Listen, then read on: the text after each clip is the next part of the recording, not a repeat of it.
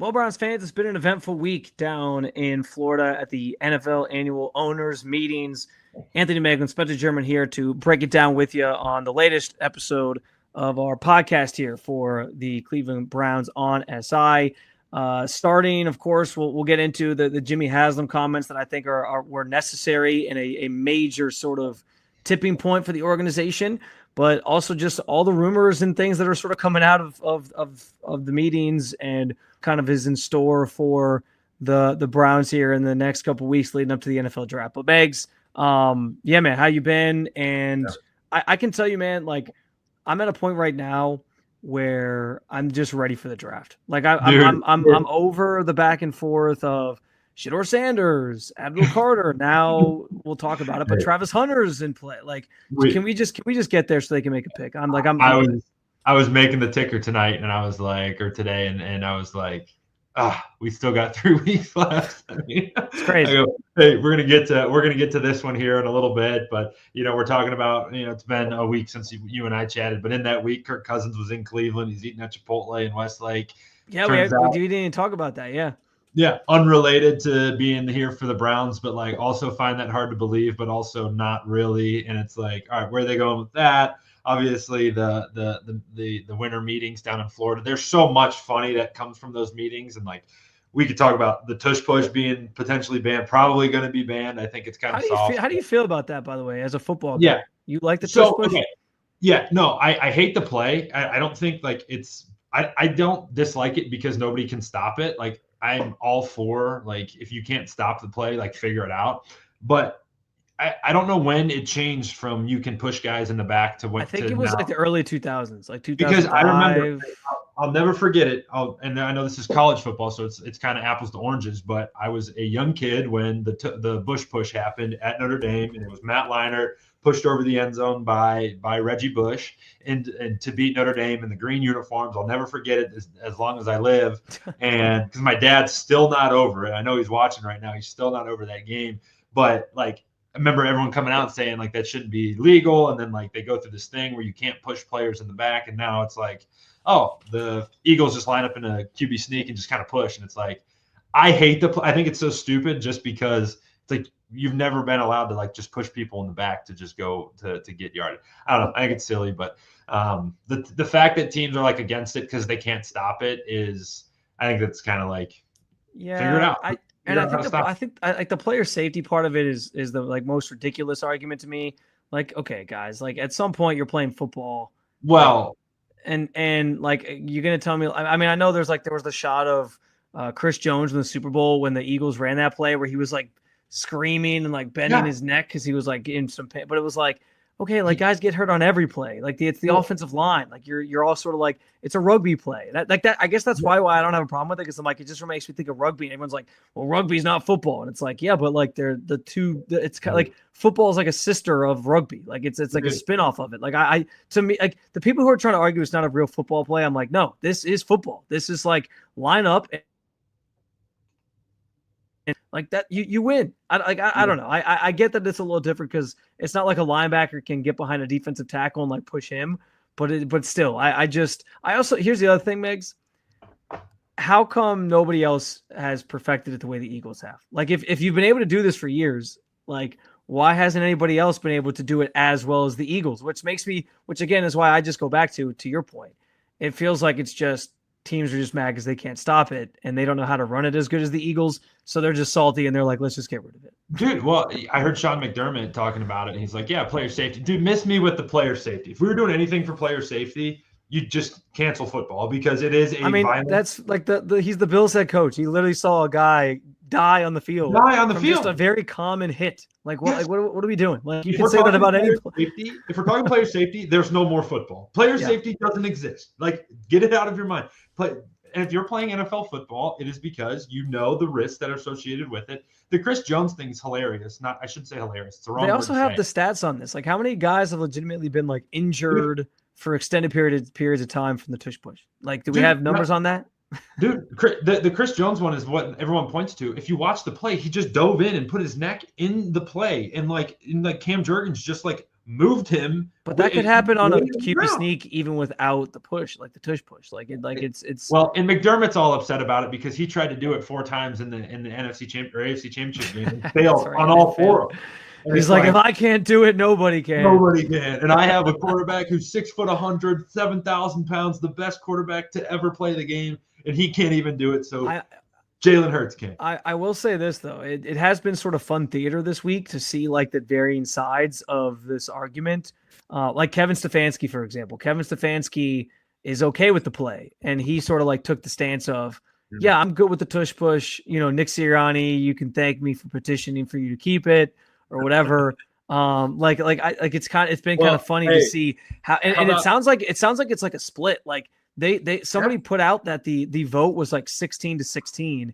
And so they're tabling it for later because they want to see if they can get like more. They need like 8 more votes to get it to tip the scales in order for it to. So it's literally like down the middle. Half the league is like, get rid of it. Half the league is like, no, it's okay. So I don't know. It's been sort of one of the fun underlying storylines, just at like a national level, more so than just a Browns level. But this is America, baby, right? We're split right down, right down the center. Are we split down the middle anymore in this country? I don't even know. The one that really cracked me up was Siri. I think Sirianni, although he went to Mount Union, I'll never forgive him for that.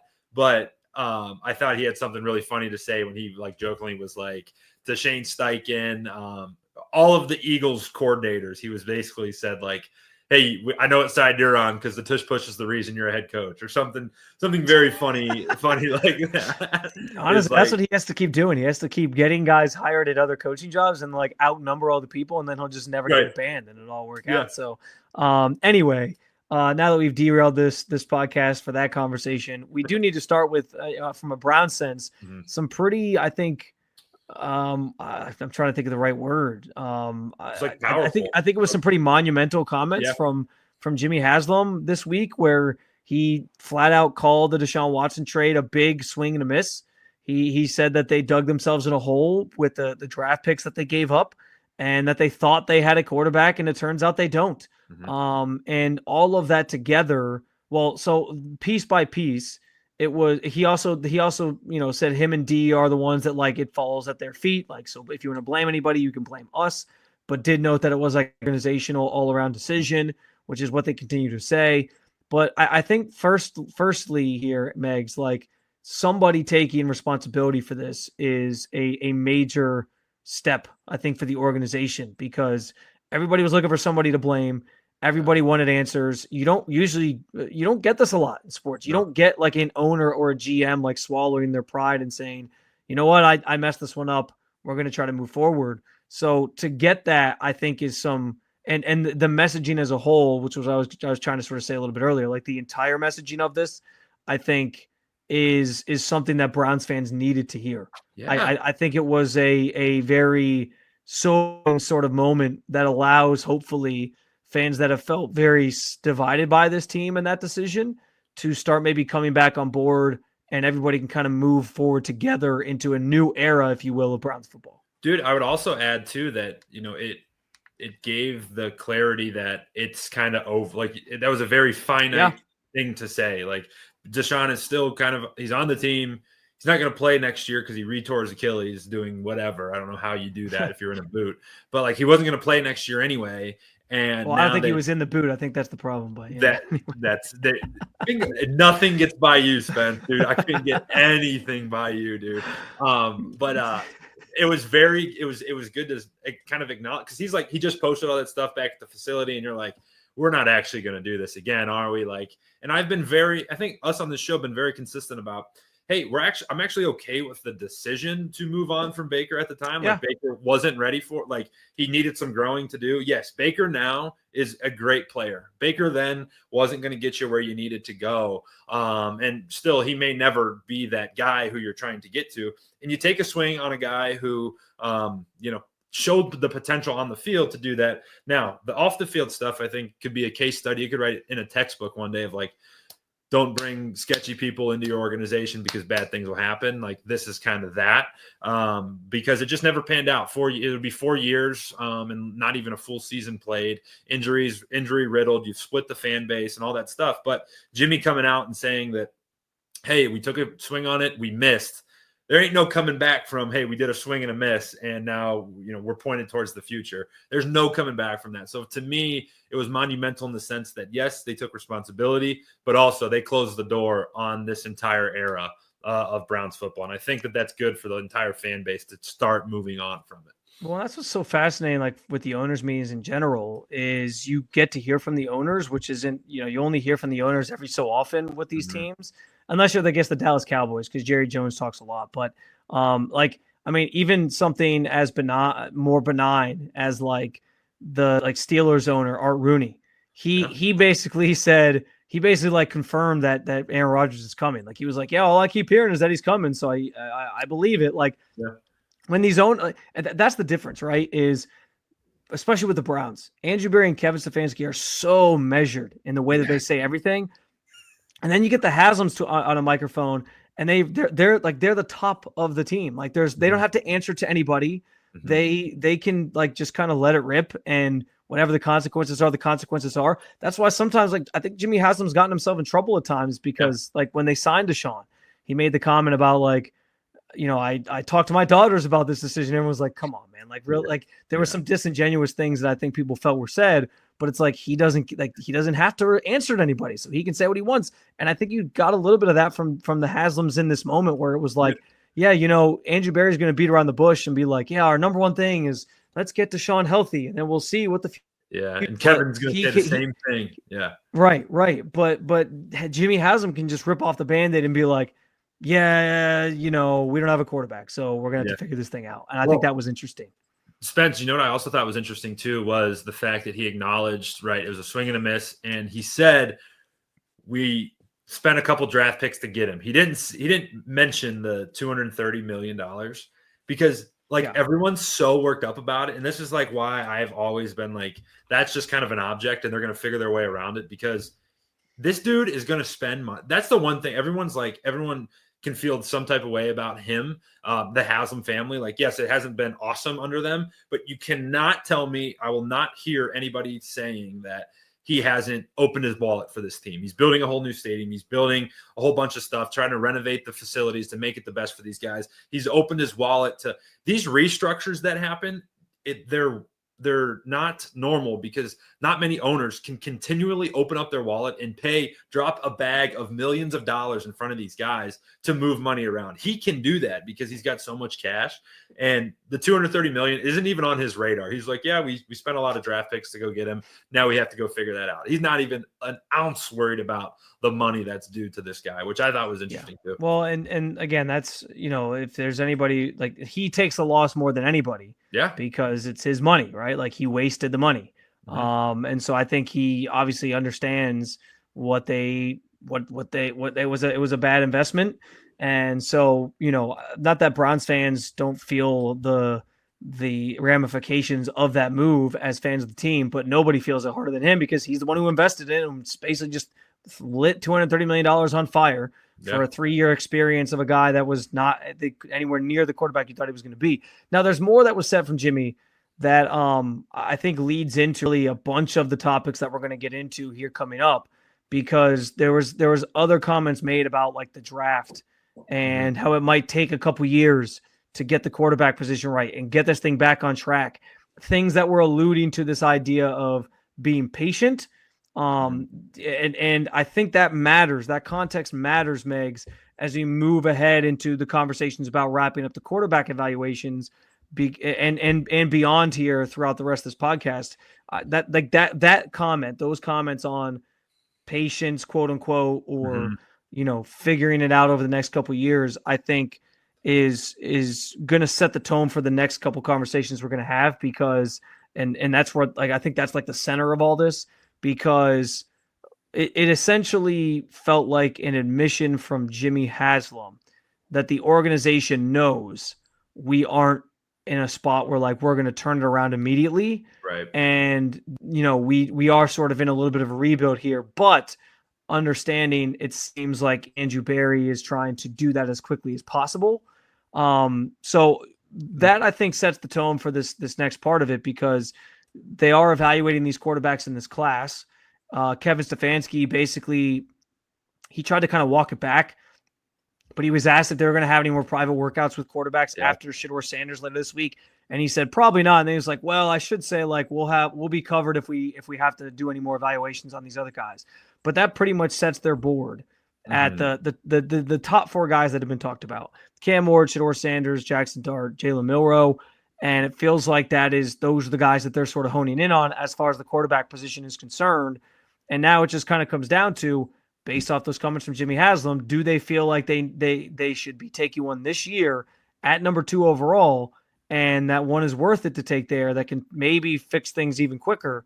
Or is it a situation where they want to wait because they think Jalen Milroe's close to Shedeur Sanders, and they can get him maybe at 33 rather than pull the trigger on Shedeur Sanders in the top 10? It's an interesting conversation. I want to take one step back and go back to the Jimmy comments, though, about accepting the blame and the accountability. It felt like almost not a free pass isn't the right word, but just just cooling off the hot seat for both AB and Kevin, because everyone's been like, hey, if this fails, these guys are gone. And he basically was like, no, this kind of was our decision. It was everyone's decision. We're trying to turn this thing around. And I believe he even said, have full faith in Kevin and AB. He said it a bunch of times. Like, well, and that also, I think, was given from the comments I brought up, where it's like him alluding to the idea of patience speaks to they're not putting added pressure on Kevin and Andrew to like get back to the playoffs this year or you're done. Which then lends to the fact that I think that I'm totally wrong in how I'm looking at this draft of like, I was so set on them taking Shedeur because I'm like, hey, if they don't win, they're gone. And if you go take Abdul Carter and you go 4 and 14, 4 and 13, or whatever it may be, he could have a great year. 14 sacks on one side with Myles Garrett and 10 on the other with Abdul Carter. Awesome. Doesn't equate necessarily to wins. Browns can't afford that. It sounds like that's not what's being said behind those closed doors. And from, all of the evaluations of these quarterbacks, it feels like everyone thinks Cam Ward is here and Shedeur Sanders might as well be down here. And someone's going to reach for him early on. And it feels like that Jimmy Haslam said to Andrew Berry, do not reach for this guy. If you don't trust and believe that he's fit for this group at number 2, go get a guy who can change the game like Travis Hunter or Abdul Carter or somebody like that. Yeah, we're going to talk more about like what that idea looks like here coming up. But as far as the quarterbacks are concerned, Megs, you bring up Shedeur Sanders. I've liked Shedeur Sanders. I feel he is worthy to take it in the top 3 if you really like if you're looking for a quarterback. And I could be wrong. I'm not a pro scout here, obviously, but I've liked enough to feel like he could be the guy to lead this team and turn things around. So I'm okay. I'd be comfortable with it and fine with it. But I also understand the other 2 names that are being thrown out there as viable options at the 2nd overall pick. So I'm not like mad about any of these ideas. I like Cam Ward more if he were to fall. I don't think that's going to happen. But beyond that, like what I think is interesting is like, I'm curious to see, I mean, I guess we won't ever see it, but what the evaluations do look like for Jackson Dart and Jalen Milroe for the Browns, because I look at Jackson Dart, I think there's limitations there. I think his dual threat ability is enticing. He can make a lot of the throws, but I see a guy who didn't have to go through progressions much in college. It was Lane Kiffin's offense. It's very like one side of the field. And I guess I like him a little bit more than Milroe, but Milroe also has the upside of like being the freak athlete. Milroe to me though, like he was totally inaccurate. And I know Kevin Stefanski brings it up all the time. Like these aren't finished products. So I want to give a guy a chance to grow at the next level. But Milroe is the one for me where I'm like, I just don't know if you're taking him, like it's a real project. I think both those guys technically are projects, and that might be the route they go, and that's fine. But I guess how do you view the 2 quarterbacks after Cam Ward and Shedeur Sanders? Yeah, it's tough because even in the first round, I was doing a piece earlier this week on kind of the success of first-round quarterbacks compared to the success of quarterbacks taken rounds 2 through 7. And in the first round, it's 50%. So that's swing and a miss, right? That's heads or tails. In rounds 2 through 7, it's like 5 to 10% success rate. So you're really fishing in a barrel that's very empty, right? And all these guys are taking a shot out. I look at Jalen Milroe, and one of the things that kind of comes to my mind is like my old college coaches used to say this: success and failure have clues, right? If you're a successful player, a successful team, you do things that successful teams do. If you're an accurate quarterback and a winning quarterback, you do things that accurate quarterbacks do. Jalen Milroe is not that. Jalen Milroe is an incredible athlete. He's 10 times the quarterback I ever was, but I don't think he's got the ability at the pro level to be as precise as you need him to be. And yes, these guys are unfinished products. I totally agree with what Kevin Stefanski says there, but you can't teach accuracy. Accuracy is something that is God-given. It's something that you can tweak a little bit. If you have it, you have it. If you don't, you don't. Joe Burrow didn't have to be taught how to be accurate. That dude is a surgeon, right? Shedeur Sanders, just wrote a story on him that's going to be on the site tomorrow. He's a 70% guy. He's a 70% completion guy. On first down, he's 80% completion on first down, 80% on first down, 75% on second down. That is surgical. Jalen Milroe does not have that in his bag. So that concerns me as well.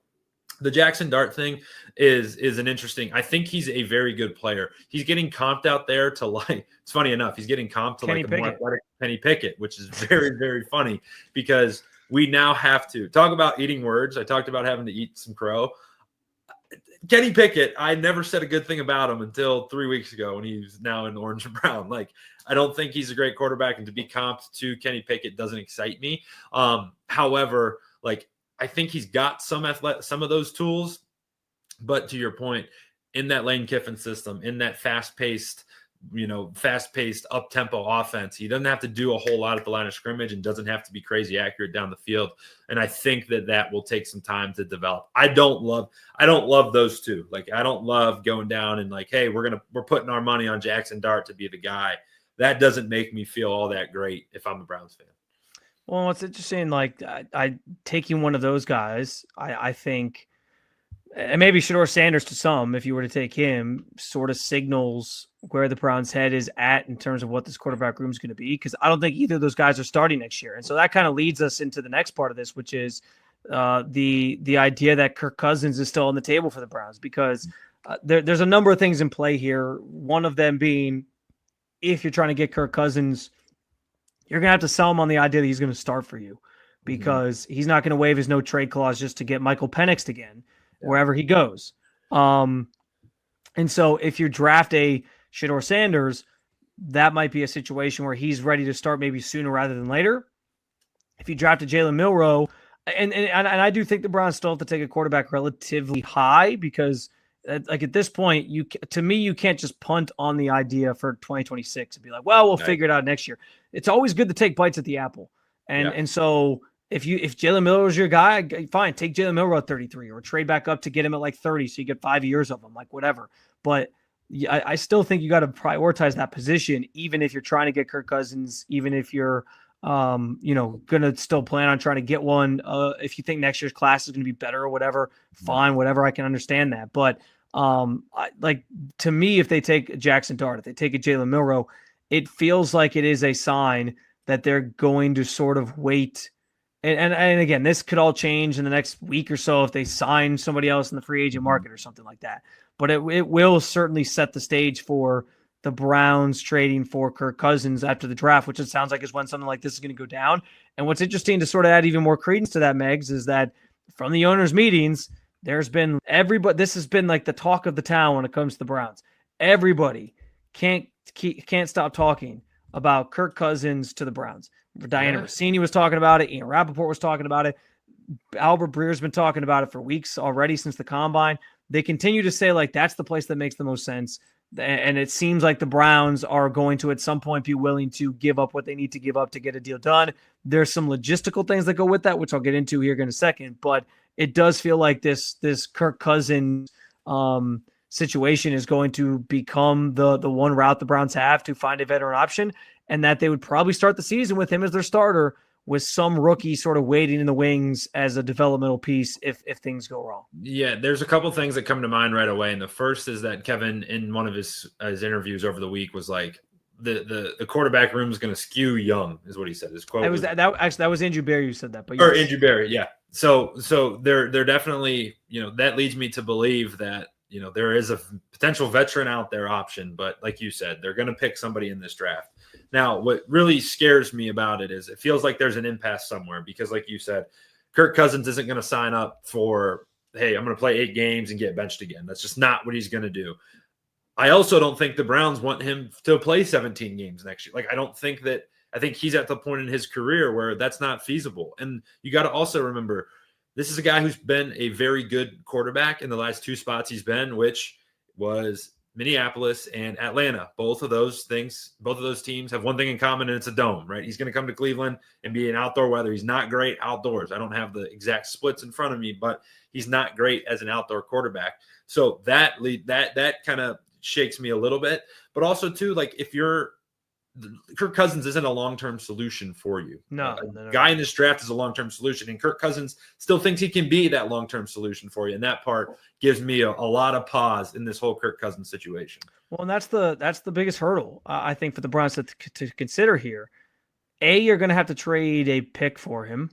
What pick level depends on, I guess, how much money the Falcons are going to eat. If the Falcons are going to eat most of his $27 million in base salary next year, then that means the pick's going to be a little higher probably. Like they're going to ask for more. If it's going to be less of that money, then you can give a lower level pick. But the Browns don't have the cap space to like eat a ton of that, so I think they want to. Because and to your point on like the long-term solution thing, that's where all this logistical stuff comes into play. Because if you're trading for Kirk Cousins, like his base salary of $35 million next year you don't have to worry about that. Like you could cut him. You don't have to pay that next year if you really wanted to, and no one's the wiser. It's all good. But what he's going to make this year, the Browns are notorious for kicking the can down the road, right? They move money around from base salary to bonus, pay it up front, spread it out over the life of a contract. Do you really want to do that with somebody like Kirk Cousins, though, who is 36? Like I get doing that for people like Myles Garrett, who you're planning on being around for a while. Or Denzel Ward, who you're planning on being around for a while. When they did it with like Joel Bitonio and Wyatt Teller, like guys are going to be around for a while. Fine. Kirk Cousins might not be here beyond this year. Like, is it really worth bringing him in and taking on whatever salary you have to take on just to kick it into void years that he's never even going to really be around for potentially? Like they have to. It's a fine line when it's a player of that age at that point in his career to do something like that, to tie up money in a guy who literally might just be like, I'm here now and gone tomorrow if it doesn't work out. So I think that's what complicates this. And on top of the no trade clause, what the Falcons are going to ask for in a trade, like the Browns are going to have to eat something. It's just a matter of how much. And Arthur Blank's been very vocal about the fact that he doesn't want to pay Kirk Cousins to not be on his team. So that leads me then to believe that they're not going to want to eat a lot of that contract. Yes, you can negotiate that stuff. That would maybe bring the pick down from a 5th rounder to a 7th round, something like that, where that would be kind of the trade-off there. But it's going to be an interesting conversation. I tend to believe that, whether all the reports are saying he wasn't in Cleveland because of the Browns, and all the Browns brass were out of town. He wasn't, from what I understand, but how wild that while all this is going on, he's just hanging out in Cleveland at Chipotle in Westlake. Oh, yeah. Hey, guys. Hey, kids behind the counter at Westlake Chipotle. Sure. Take this picture. Tweet it. Yeah, go ahead. It's not like this is something where Kirk Cousins every offseason comes to Cleveland because he's got family here or something. Yeah. It's the one offseason where he is linked to the Browns and everyone's talking about this. Dude. He's just randomly in Cleveland, hanging out at local fast food chains. The worst place in the world. Nobody wants to be in Cleveland in March. It's the worst weather, the worst everything in the world, and he's pops up here. Yeah, so absolutely wild. But the Kirk Cousins solution though would also lean into the idea that the Browns are going to be patient with their quarterback decision and finding that position. As I talked about with Jimmy Haslam, basically saying that exact thing at the owners' meetings, that it might take a year or two to find their franchise quarterback. He would be a temporary solution, but obviously not a long-term one. And he sort of buys you some time to figure it out if you're not going to take a quarterback this year. And so that leads us into, I think, the next part of this conversation, Megs, which is what do you do at number 2, especially if Kirk Cousins is on your radar? If you feel pretty confidently that you're going to get him after the draft, what do you do at 2? And so I'll just say this on the front end. I'm at a point right now, based off what Jimmy Haslam said, the idea that they're not going to force the issue on a quarterback just because they need it, just because it's the most important position, and all those things. it feels to me like more than ever they're going to just take take best player available and whoever they view as best player available, and then they'll live to fight another day, draft another quarterback later, and then go that route of trying to find Kirk Cousins. Like, this feels like it's going to pan out with Kirk Cousins, one of those rookies we probably mentioned, and see what you kind of get from it and go from there. And they're going to take best player available too, because if they're not feeling the pressures, and I'm not saying they should, like, you don't want to be doing drastic things, because teams doing drastic things tend to make bad decisions. But if there's not this pressure to take a quarterback, I don't think ultimately they will, because they don't want to get that, when they want to be 100% sure if they're going to pull the trigger on that guy. And if they feel like they're going to have a couple years to get this righted after the whole, as Jimmy Haslam alluded to, they dug themselves into with the Deshaun contract and the Deshaun trade, I think that's probably the route that they go. So I am more than ever saying Hunter or Carter are the picks that are going to be, is one of those guys is going to be the pick at 2. Yeah. We've said all this stuff, and I still find myself very concerned about that, because I do think they're leaning that way. And I think Travis Hunter is a fantastic player. One of the best you've ever seen. Andrew Berry gushes over this guy. He's talked about it a number of times, and I encourage anybody who's watching us, go find some of the clips from his pressers, especially the one the other day. He was comparing him to Champ Bailey and Charles Woodson and all these guys, and he absolutely gushes over this guy. And Abdul Carter, the same, right? This is a guy who can be a game-changing player. The way I see it is, Spence, we cover all the games. You're at every game.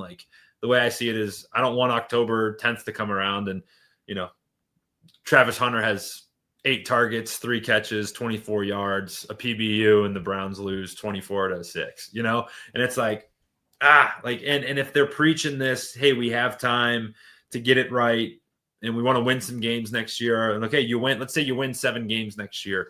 Now you're falling back, and I don't care how good the class of quarterbacks is. Let's say it's the best class ever.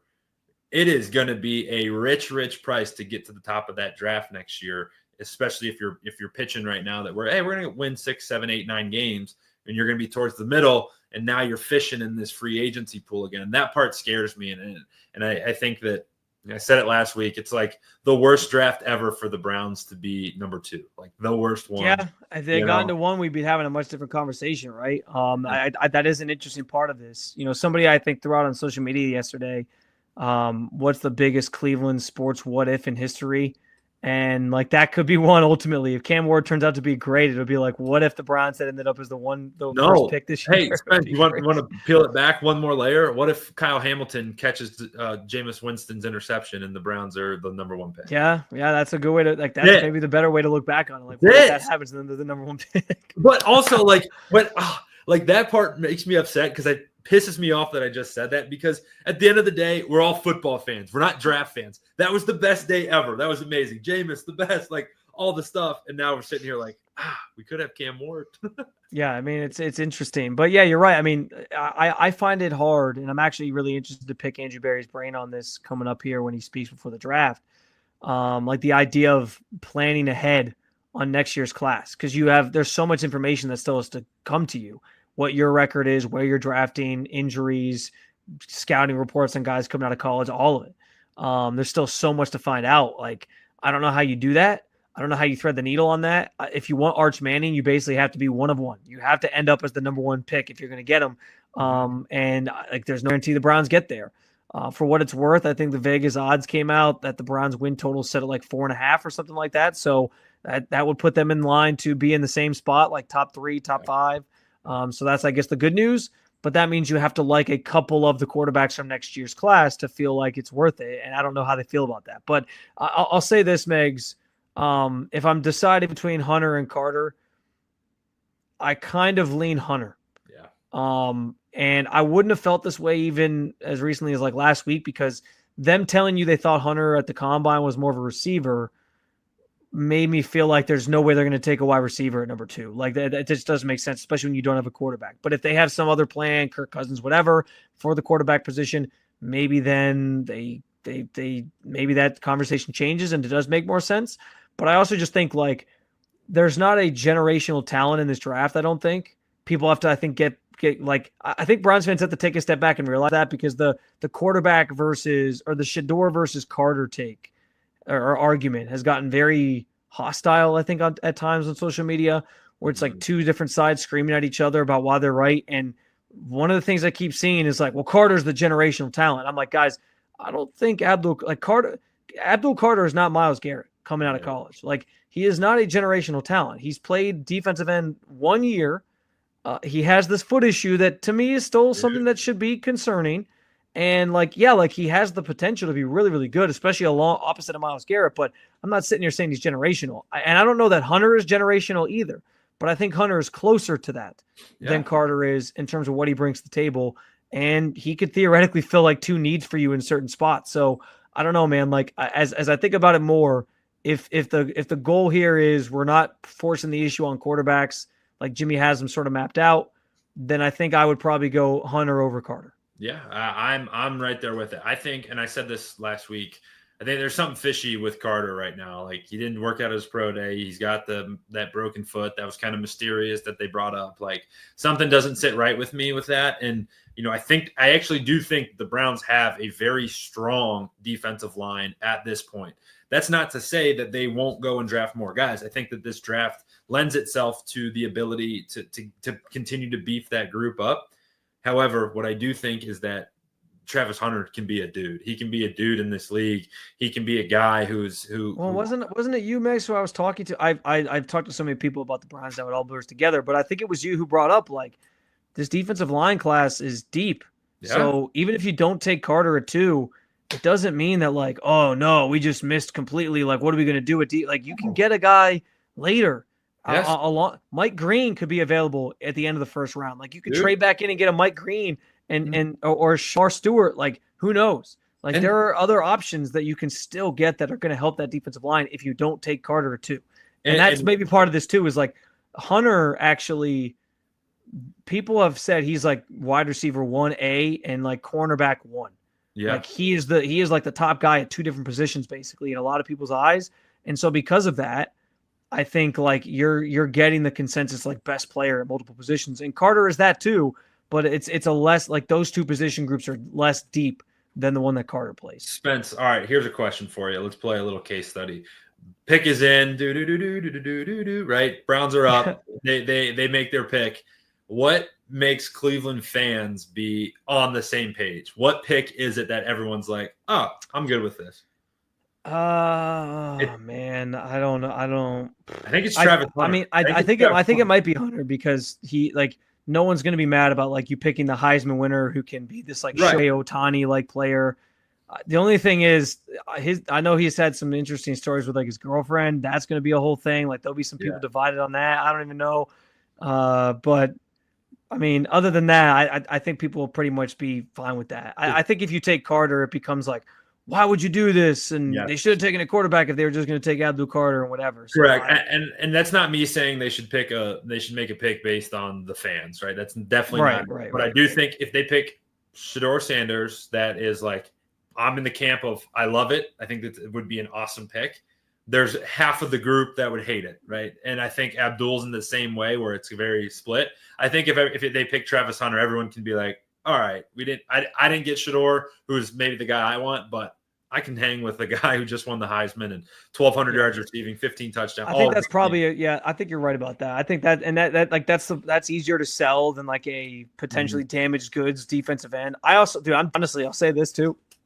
I am deathly afraid that if you take Abdul Carter, like, this feels like one of those situations where like he starts practicing in May, and then we get this report in May that's like, he needs foot surgery, and then we're like, are you serious? Are you serious? So, and then again, that is, by the way, that is pure speculation. I'm not reporting anything. I'm just saying we've seen that happen before, and it's like the most jaw-dropping thing ever, where you're like, you just spent a top 5 pick on this guy, and less than a month later he needs surgery, and everyone would be pissed about it. So, the chef's kiss on that would be Shedeur Sanders would come out in week 1 in New York and throw for 350 yards. Well, luckily, I think Russell Wilson's starting there, so I don't know. I think we'll avoid that scenario, but yes, that would be a disaster. That brings us to the final thing we want to get into. We can keep this one pretty quick, I think, too. But Megs, and another thing Andrew Berry talked about at the owners' meetings was Jeremiah Owusu-Koramoah. and he made a comment that he is slowly progressing, said the situation is still pretty nebulous in terms of we don't have a ton of information. He said it's like week to week, month to month, but it was the first time, and this was pretty important to note, it was the first time that there was something actually like said about his progress and said about him, moving in the right direction. Because previously it had basically just been still gathering information. We'll update you when we have more. And it was like, that doesn't sound very good. Like that sounds like he's done. Yeah. And so I think this was an interesting or an important thing for people to hear. Not quite as important as Jimmy Haslam admitting that they messed up the Deshaun thing, but still pretty important because Jeremiah Owusu-Koramoah is a very important player to this team. And it was the first time it felt like there was some optimism around his potential return to football. That might not be this offseason, that might not be this season at all, but it does sound like there's at least a path back for him as he continues to sort of like figure out where he's at. It was terrifying. That injury happened in October, right? And so October 27th is when that injury happened. So that's 6 months ago, and they're still concerned. Like it is. It's as scary as it gets. It was funny. I was not funny, I should say, but there was on NFL Network yesterday. There was a replay of a 2016 Steelers versus Cowboys game, and it was Dak Prescott's rookie year with Ezekiel Elliott young, and they were playing the Steelers, who had Ryan Shazier on the team, right? And we all know Ryan Shazier, Ohio State guy, one of the best linebackers ever at Ohio State. He breaks his neck and never, for a while didn't walk, and now he's walking again, but never played football again. There's a very similar situation, and really good to hear that he's progressing in some kind of a way, but also continues to be just a sad and scary situation for him because it wasn't a dirty play. It wasn't even a bad fundamental play. He had his head up and everything. He just tried to tackle Derrick Henry, and not many people can do that, and got scary, badly injured on it. It's good to hear that things are at least moving in the right direction. Yeah, listen, everybody wants the best for him. They want him to be able to return to the game if that's what he obviously hopes to do. Fans love him. He's a great person and a great dude in that locker room. He's always pretty, I think, informative and says some really interesting things just about like his approach to football and all that. He's always very forthcoming. So, I appreciate him from a media standpoint for that, but obviously as a player, he's great. Like the games are better when he's out on the field. The Browns are better when he's out on the field. So hoping he's able to get back at some point, but I think it was at least worth talking about because, as we sort of search for answers on what it's going to look like with him moving forward, it felt like we finally had some positive vibes around that situation when it had been a lot more ominous leading up to this. So that's the good news. But I think that's going to do it, Megs. Anything else that you want to get off your chest? No, we need the draft to get here, and it feels like so close to it being here. But it is nice to. It was fun having some media action with the owners this week. Some good stuff has come from that. A lot of the funny behind the scenes stuff. The coach's picture, always hilarious. Getting all those guys into one room looking at each other, I think it's very funny. But need football, miss football, need football bad, and we're getting closer. You want to dissect what Kevin Stefanski's pink polo means? Why was he wearing Kev? Why are we wearing pink, brother? What are we doing? I don't know. I don't know what that means. Did I don't know if Travis Hunter wear like a pink tie to his Heisman ceremony? I don't know. Like maybe, but what was good? What did he say? His favorite Pearl Jam song was he was in the media for positivity. Did you see the Pearl Jam thing? I did. I saw his. Yeah, I'm not a Pearl Jam guy, so that one hurts. You don't like Pearl Jam? I don't want to say this out loud. Kind of a little before my time. I mean, that's fair, but they're like a classic. Like they're a little before my time too, but I still like Pearl Jam. I mean, yeah. No, it doesn't hit me. That didn't hit me. It doesn't hit me. Oh man, I thought we were in this together. What year were you born? 97. Same year as my brother. Yeah. I thought we were in this together because you're both 90s kids, but apparently not. So apparently I'm on my own. Okay, so I'm gonna here's my homework for next week's show. I will listen to some Pearl Jam. I will listen to Coach Stefanski's song, and I'll have my top Pearl Jam top song. 5 Pearl Jam songs. I like that. my Pearl Jam song. I like that. That's a good homework homework. assignment. This works on that. We hope that you will subscribe to this show with the Cleveland Browns NSI YouTube channel. Just the channel in general will be nice as well. You can keep up with all things Cleveland Browns here. We talk about it at least once a week. We drop an episode of this conversation. But obviously, when we're in the media room, when we're out in Berea, post game, once the season rolls around, we'll have press conference coverage for you over there as well. And there's all kinds of great content you can find through that, but also at Cleveland Browns on SI, the website, si.com/NFL/Browns. All of our written content, myself, Megs, others on the team, can be found over there. We're constantly putting stuff up there on a daily basis. So if you want to keep up with all things Browns, you can do so over there. Yeah, I would add one thing too. Subscribe to the channel. We're going to have a ton of draft content coming out. So while these shows are kind of once a week throughout the offseason, not a whole lot to talk about as we get up closer to the draft, especially draft weekend. We'll have a bunch of draft content for you guys. So make sure I think we need to do another mock draft next week. So I think so. Hey, I wanted to do one today after his comments, but I think next week we got to do a 2.0. Yeah, we got to do a mock draft. So that'll be in store for you next week. Until Pearl then, Jam and mock drafts, baby. Yeah. We're on it. What more could you want out of life? We'll talk to you guys again soon. Keep on following along with all things Cleveland Browns with the Cleveland Browns on SI.